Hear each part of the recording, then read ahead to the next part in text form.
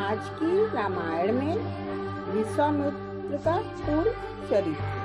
तो बोलिए जय श्री रामचंद्र की जय।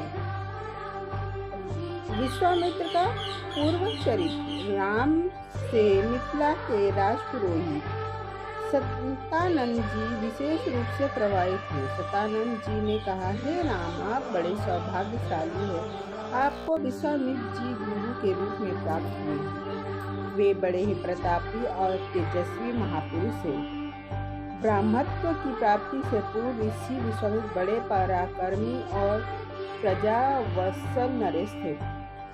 प्रजापति के पुत्र कुश के पुत्र कुशनाग और कुशनाग के पुत्र राजा ग्राधी थे। ये सभी शूरवीर, पराक्रमी और धर्मपरायण थे। विश्वामित्र जी उन्हीं गाति के रूप के पुत्र हैं। एक बार राजा विश्वामित्र अपनी सेना के साथ वरिष्ठ ऋषि के आश्रम में गए। चूंकि उस समय वरिष्ठ जी ईश्वर भक्ति में लीन होकर यज्ञ कर रहे थे, विश्वामित्र जी उन्हें प्रणाम करते हुए वहीं बैठ गए। यज्ञ क्रिया से निवृत्त होकर वरिष्ठ जी ने विश्वामित्र जी को बहुत आदर सत्कार किया और उनसे कुछ दिन आश्रम में ही रहकर आतिथ्य ग्रहण करने का अनुरोध किया।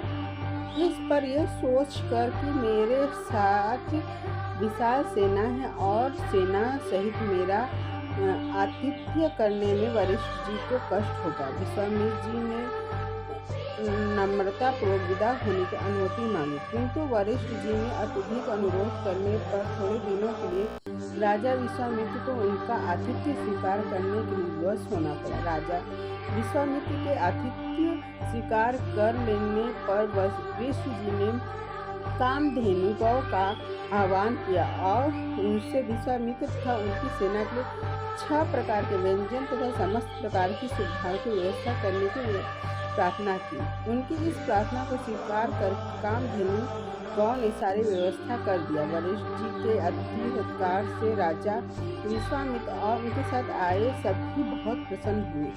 कामधेनु गौ का चमत्कार देखकर विश्वामित्र के मन में उस गौ को प्राप्त कर लेने की इच्छा जागी थी और उन्होंने वरिष्ठ जी से कहा कि ऋषि श्रेष्ठ, कामधेनु जैसी गौ तो किसी वनवासी के पास नहीं वरन राजा महाराजाओं के पास ही शोभा देती है, अतः आप इसे मुझे दे दीजिए। इसके बदले में मैं आपको सहस्त्रों स्वर्ण मुद्राएं दे सकता हूँ। इस पर वरिष्ठ जी बोले कि राजन, ये गौ ही मेरा जीवन है और इसे मैं किसी भी कीमत पर किसी को नहीं दे सकता। वरिष्ठ जी के इस प्रकार कहने पर विश्वामित्र ने बलात् उस गौ को पकड़ कर लेने की आज्ञा दे दी और सैनिकगण उस गौ को डंडे से मार मार कर हाँकने लगे। कामधेनु गौ ने क्रोधित होकर अपना बंधन छुड़ा लिया और वरिष्ठ जी के पास आकर विलाप करने लगे।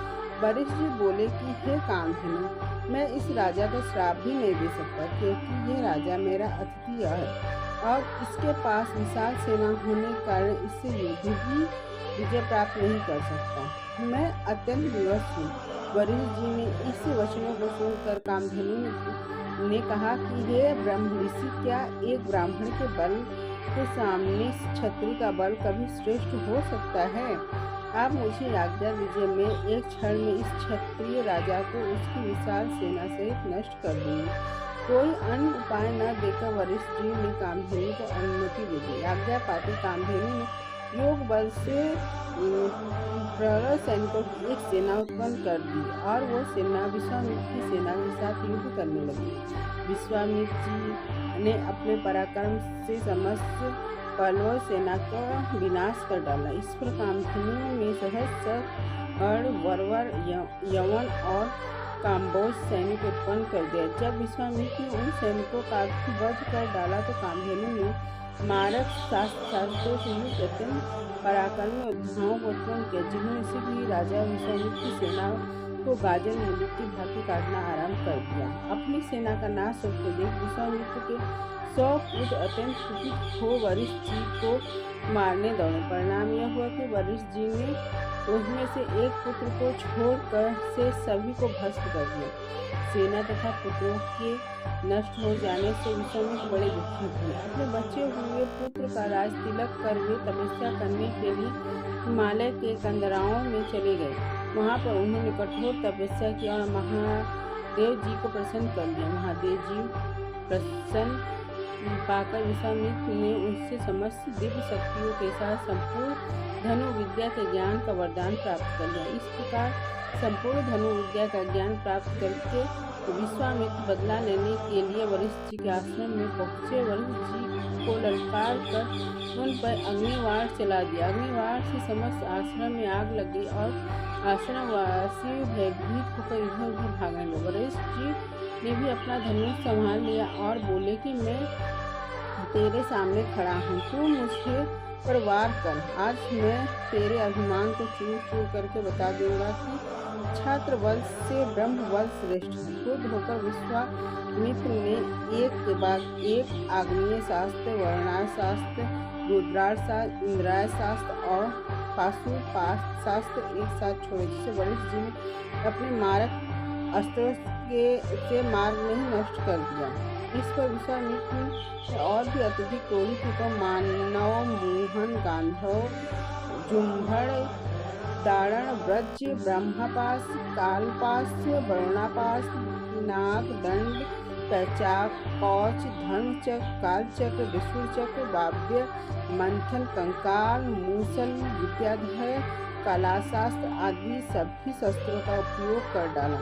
वशिष्ठ जी ने उन सबको नष्ट करके ब्रह्मशास्त्र छोड़ने के लिए जब अपना धनुष उठाया तो तब देव, किन्नर आदि भयभीत हो गए, किंतु वशिष्ठ जी तो उन पर अत्यंत क्रोध हो रहे थे। उन्होंने ब्रह्मास्त्र छोड़ ही दिया। ब्रह्मास्त्र के अत्यंत ज्योति और गगनभेदी नाश से सारा संसार पीड़ा से तड़पने लगा। सब ऋषि मुनि उससे प्रार्थना करने लगे कि आप विश्वामित्र को परास्त कर दिया है, अब आप ब्रह्मास्त्र से उत्पन्न हुई ज्वाला को शांत करें। इस प्रार्थना से द्रवित होकर उन्होंने ब्रह्मास्त्र को वापस बुलाया और मंत्रों से उन्हें शांत कर दिया। पराजित होकर विश्वामित्र मणिहीन सर्प की भांति पृथ्वी पर बैठ गए और सोचने लगे कि निसंदेह छात्र वंश से ब्राह्मण वंश ही श्रेष्ठ है। अब मैं तपस्या करके ब्राह्मण की पदवी और उसका तेज प्राप्त करूंगा। इस प्रकार विचार करके वे अपनी पत्नी सहित दक्षिण दिशा की ओर चल दिए। उन्होंने तपस्या करते हुए अन्न का त्याग कर केवल फलों पर जीवन यापन करना प्रारंभ कर दिया। उनकी तपस्या से प्रसन्न होकर ब्रह्मा जी ने उन्हें राशि पद प्रदान किया। इस पद को प्राप्त करके ही यह सोच कर ब्रह्मा जी ने मुझे केवल राशि का ही भार पद दिया है, महर्षि, देवर्षि आदि नहीं। ये वे दुखी ही हुए। वे विचार करने लगे कि मेरी तपस्या अपूर्ण है, मुझे एक बार फिर घोर तपस्या करनी चाहिए। आगे की रामायण कथा अगले अध्याय में। तब तक के लिए जय सिया रामचंद्र की जय।